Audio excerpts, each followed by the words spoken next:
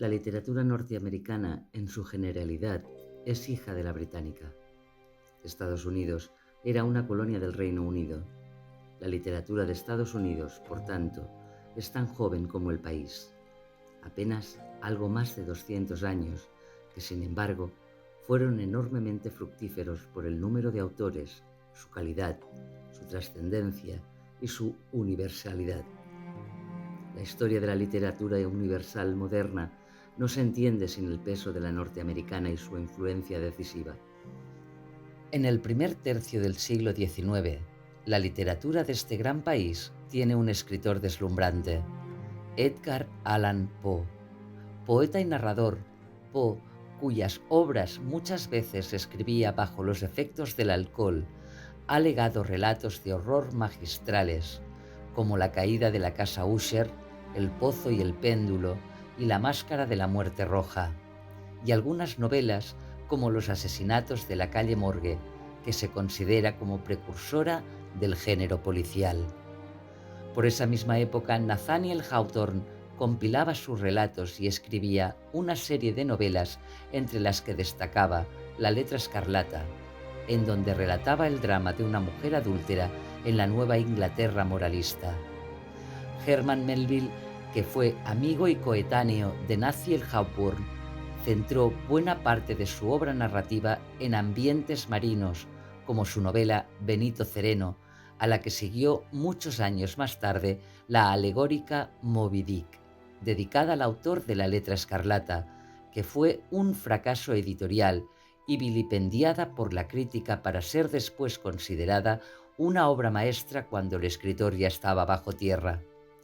Y James Fenimore Cooper escribió una serie de novelas de aventuras sobre los enfrentamientos entre los pioneros y los nativos, cuyo mejor exponente fue El último mohicano. En las antípodas de los autores citados se situó Mark Twain, piloto de barco por el Missouri, periodista, humorista y narrador, cuyas novelas de aventuras, Las aventuras de Tom Sawyer y Las aventuras de Huckleberry Finn, encandilaron a millones de jóvenes lectores hasta nuestros días. El neoyorquino Henry James puede que fuera el escritor norteamericano más europeo de su periodo. Exquisito y depurado estilista, nos ha dejado algunas obras maestras como Daisy Miller o la inquietante La vuelta de tuerca. Jack London podría ser el reverso del aristocrático Henry James. Los dos viajaron, pero el primero lo hizo por necesidad, convertido en buscador de oro en Alaska o navegante intrépido, además de luchador sindical con una ideología muy próxima al anarquismo. Las más celebradas novelas, sobre todo entre el público juvenil, fueron La llamada de lo salvaje y Colmillo blanco, en las que reivindicaba la vuelta a la naturaleza del hombre. Muy alejado de ese tono es su novela autobiográfica Martin Eden. Jack London tuvo una existencia complicada y terminó bajándose del mundo a la edad de 40 años.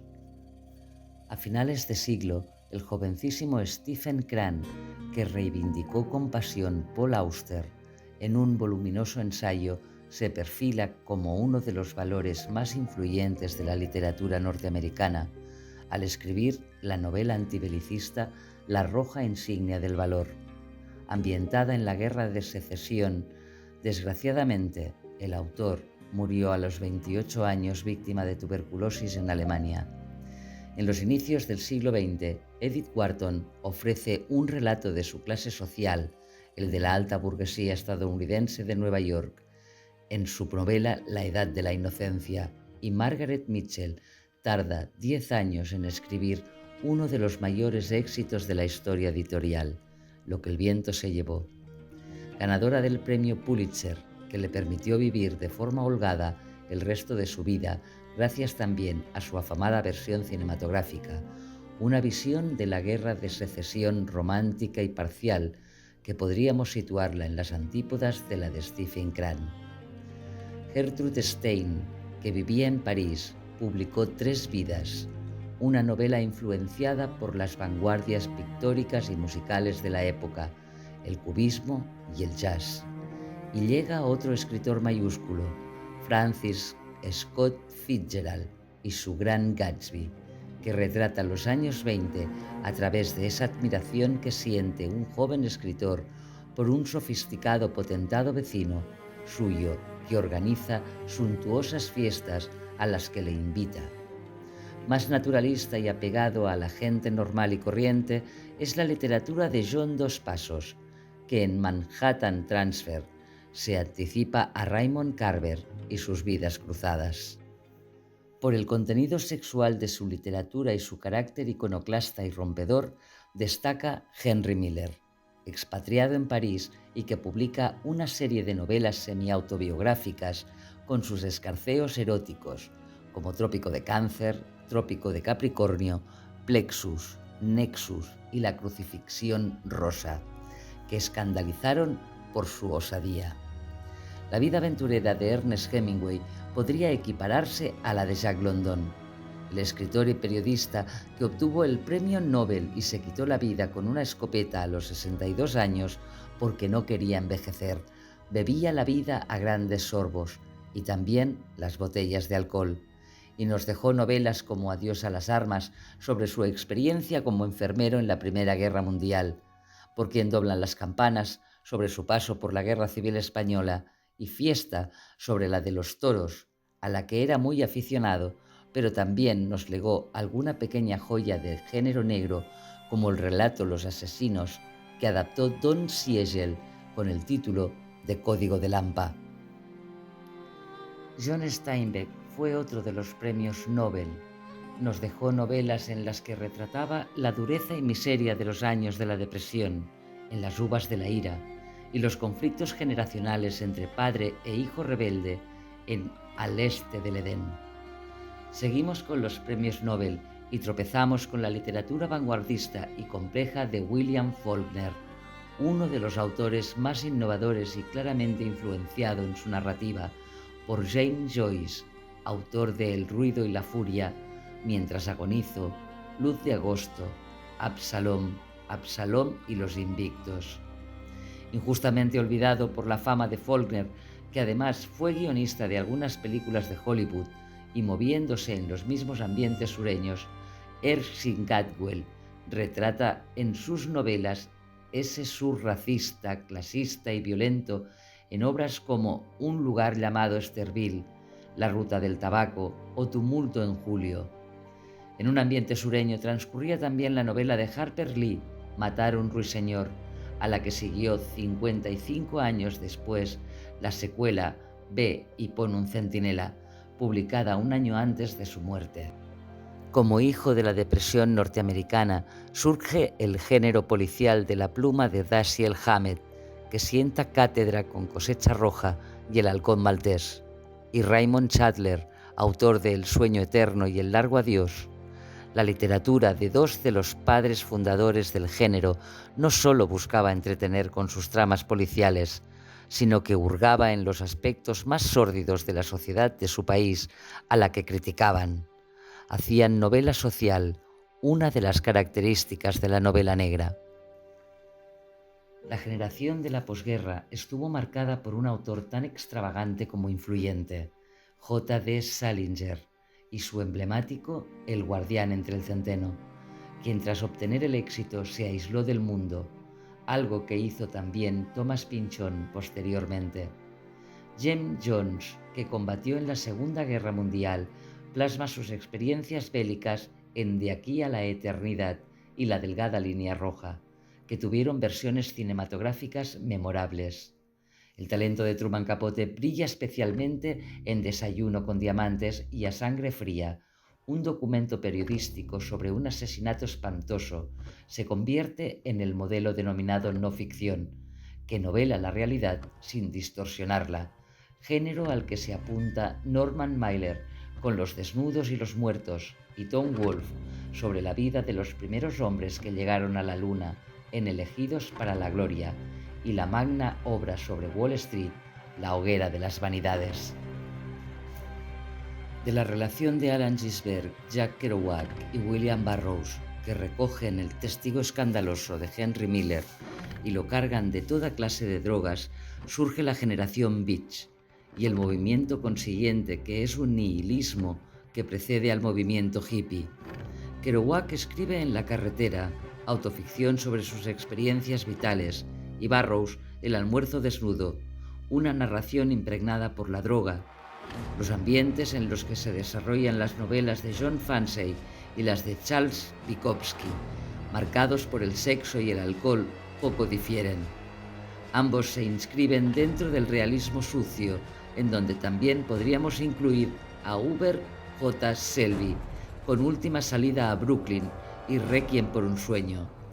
John Shibar, Richard Ford, autores de novelas tan notables como Canadá Incendios o El Día de la Independencia. Tobias Wolff o Chuck Palahniuk con su Club de la Lucha. Las novelas del escritor judío Philip Roth giran en torno al deseo sexual hacia mujeres mucho más jóvenes que el autor, a las que seduce desde su posición de superioridad intelectual. Roth nos ha dejado grandes obras como Pastoral Americana, la satírica La Mancha Humana sobre el caso de Mónica Lewinsky o Elegía. Toni Morrison destaca por ser la primera afroamericana que ganó el premio Pulitzer y el Nobel, autora de La canción de Salomón y Beloved. El carácter de Thomas Pynchon es parecido al de Salinger, con la diferencia de que mientras el autor de El guardián entre el centeno se obstinaba en no publicar nada, Pynchon, un asocial que no concede entrevistas y no pisa la calle, sí lo hace, y escribe y publica libros voluminosos y complejos, como V. Pineland o Vicio propio. Cormac McCarthy se escapa de los parámetros de la novela policial y explora nuevos caminos narrativos en los que entra el desencanto por la marcha de la sociedad y un acendrado pesimismo por el futuro de la humanidad, que se trasluce en No es país para viejos, Hijos de Dios, Todos los hermosos caballos y sobre todo en la desoladora La carretera. En la tradición de Thomas Pynchon, por su compleja escritura y el excesivo número de páginas de sus libros, se sitúa David Foster Wallace y su monumental novela La broma infinita. El talento del escritor terminó a los 46 años, cuando se quitó la vida tras una depresión. Don DeLillo retrata con fidelidad la vida de un país en novelas como Ruido de fondo o El nombre del salto.